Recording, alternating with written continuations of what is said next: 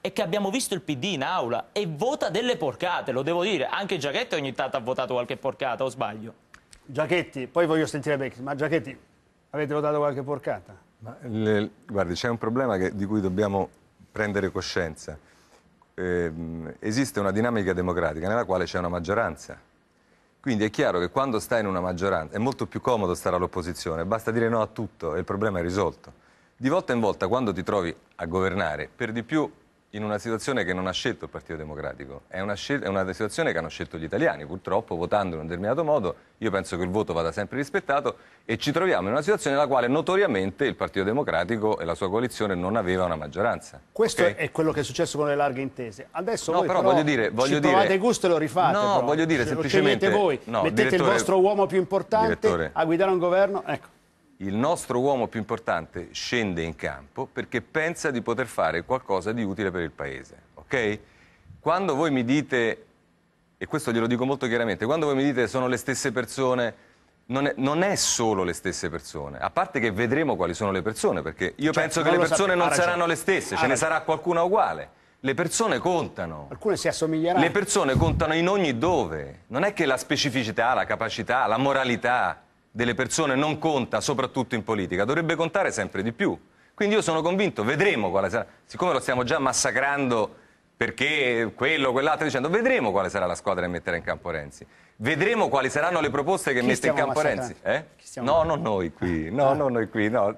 Lo stanno massacrando, adesso è il tiro al... Però, ma infatti quello che le dico è che lui era perfettamente anche loro consapevole. il giorno che eventualmente andassero al governo, fino a un minuto prima saranno belli. Sì, ma io infatti vorrei arrivare a questo. Al governo del Movimento 5 Stelle. Vorrei arrivare a questo, no, perché lui giustamente ricordava Ragusa, adesso non mi ricordo Aprilia, non so che cos'altro dicendo. Pomezia, Pomezia. Parma, Ragusa, Pomezia. Poi ci stanno però il Trentino, il Molise, la Sardegna dove non c'è un risultato perché non si sono presentati. Io per esempio io personalmente... Apriamo una parentesi, ma perché non vi siete presentati? Mettiamo che io sia un elettore del Movimento 5 Stelle e sia sardo. Ma perché non vi siete presentati? Mettiamo che lei è un elettore del Movimento 5 Stelle.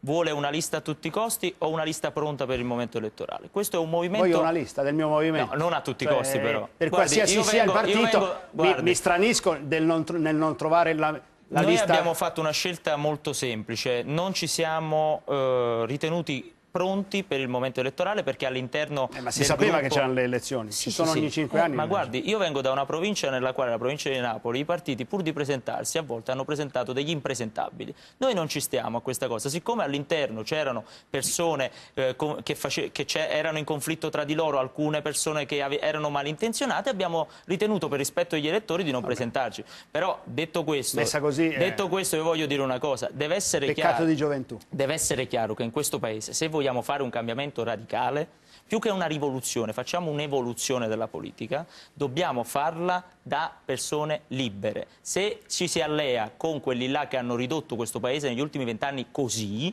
non lo si cambia. Ma per lei sono tutti uguali? Scusi, per me le dinamiche sono tutte uguali. Se io sento in questo momento Giachetti dire che c'è una disciplina, ma qua sta disciplina di coalizione, 10 miliardi di euro ci è costata negli ultimi 3 mesi, sta disciplina di coalizione secondo cui se stai in maggioranza devi votare. Posso dire una cosa? No, perché se no è vera sta roba di 10 miliardi. No, ma il tema è un altro, è che noi possiamo pure continuare, diciamo, io non lo devo dire, la mia stima nei confronti di Di Maio è totale, quindi, però...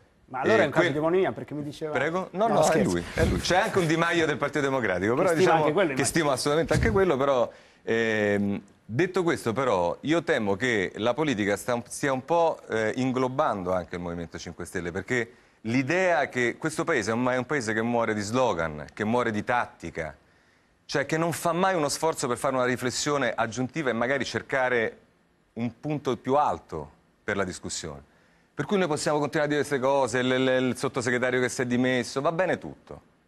C'è un problema, che non è un problema del Partito Democratico, è che se si sta in una maggioranza e si vota una fiducia, ovviamente ogni tanto devi votare, è così. E quando avrete una maggioranza, se tu pensi di avere una maggioranza, quando avrete il 51%, non sarai sempre d'accordo dall'inizio alla fine. E te lo dice uno che quando non è stato d'accordo... Me ne vado dal Movimento 5 Stelle. No, quando non è stato... No, io sì. Quando non è stato... chiaro, parlo di me. Quando non è stato d'accordo, ci ha messo la faccia, è stato quasi linciato, chiaro? perché quando Letta è andato in televisione a dire che voi eravate contro la legge elettorale, io ho fatto una dichiarazione pubblica dicendo che Letta non stava dicendo la verità.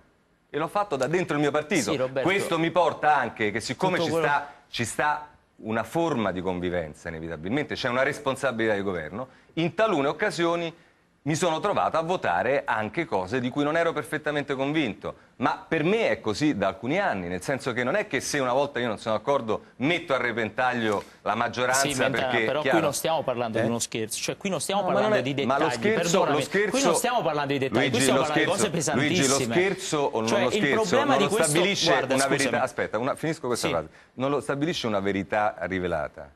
È ovviamente funzionale a quello che ciascuno ritiene essere una cosa più rilevante o una cosa meno rilevante, chiaro? Quindi è del tutto evidente che una cosa che per te può essere rilevante, a me quello che non piace è che anche quando tu dici alcune cose, io sono tra le persone che certamente sono le più inclini per natura a dialogare anche quando la gente ti sputa in faccia, va bene? Perché penso che la politica imponga l'esigenza del dialogo se vuoi arrivare da qualche parte.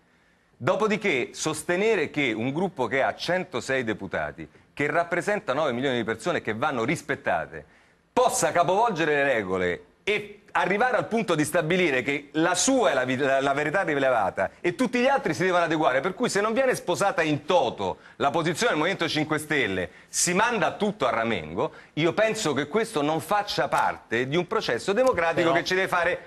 No, evolvere. Voglio dire è una cosa che ci fa regredire. È ingiusta questa considerazione perché Giachetti sa che proprio in questi giorni in cui il governo non c'è e si stanno discutendo dei decreti in aula, noi stiamo dialogando punto per punto, articolo per articolo su tutti i provvedimenti per portare a casa risultati e eliminare schifezze dai provvedimenti. Quindi non puoi venirmi a dire che noi siamo per la verità rivelata. Quante volte abbiamo votato cose insieme e quante volte invece abbiamo denunciato cose che stavano passando sotto banco? Il discorso non è su Roberto Giachetti, Mentana, il discorso è la dinamica dei partiti e finché le dinamiche saranno queste a governare l'Italia, occasionalmente c'è proprio Roberto Giachetti. È devastante. Poi su Roberto Giachetti possiamo fare una puntata se volete. Roberto Giachetti fa parte di un partito, ne fa parte in modo orgoglioso. Qui rappresenta il PD e rappresenta Renzi. Però poi la porta sul personale, io non sto parlando sul personale, sto parlando di una però lui dinamica ha portato sul personale per dire che tu ti opponi al tuo partito, hai fatto la mozione Giachetti che è un esempio, no? Scusa. Benissimo, lui ha dimostrato che non sono delle falangi macedoni. Esattamente, volevo dire semplicemente questo, e non sono il solo peraltro, ci sono delle occasioni nelle quali, diciamo, è chiaro che è anche una responsabilità quello di entrare in dissenso. Poi, quando ti trovi di fronte a situazioni nelle quali... nessuno l'ha fatta espellere? E nessuno ha chiesto di espellere? No, magari qualcuno auspicava che io me ne andassi, però io invece sto lì.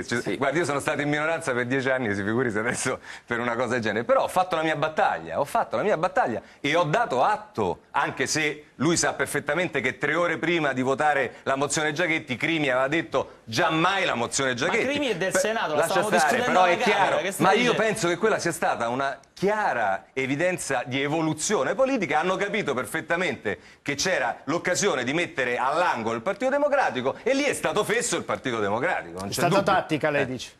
Non volevano ottenere lo scopo, era tattica. C'erano 80 firmatari, tra cui Martino del PDL. Guarda, Luigi, c'era una maggioranza trasversale su quella mozione. È stata una scelta che io ritengo assolutamente intelligente, che un partito politico deve fare. Non ci citarci di tattica, era semplicemente una conta dei voti, c'erano i voti. Poi all'ultimo ti hanno ritirato le firme alla mozione, ti prego. Luigi, non devo io penso che il mio partito l'ho criticato su quella vicenda 1 milione di volte, quindi non sono io che adesso devo difenderlo, anzi ho detto che ha fatto una fesseria.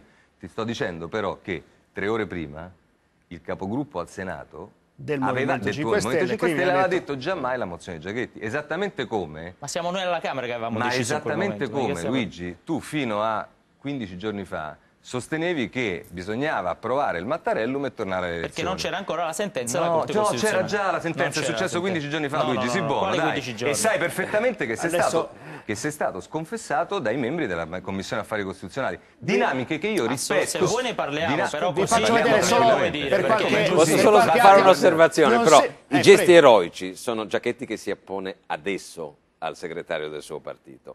Diciamo che 3 mesi fa non era poi così eroico, perché avrebbero espulso chiunque avesse toccato Giachetti entro 2 mesi. Quindi non creiamo leggende. No, guarda, qui scusa, intorno. Beckis, posso dire una cosa? Hai preso un nocciolo, perché io questa battaglia l'ho fatta quando era segretario Bersani, con Renzi sì e no, lo sentivo al telefono una volta ogni 6 mesi, ho fatto uno sciopero della fame di 123 giorni e sono stato insultato esattamente come sono stato insultato 3 mesi fa.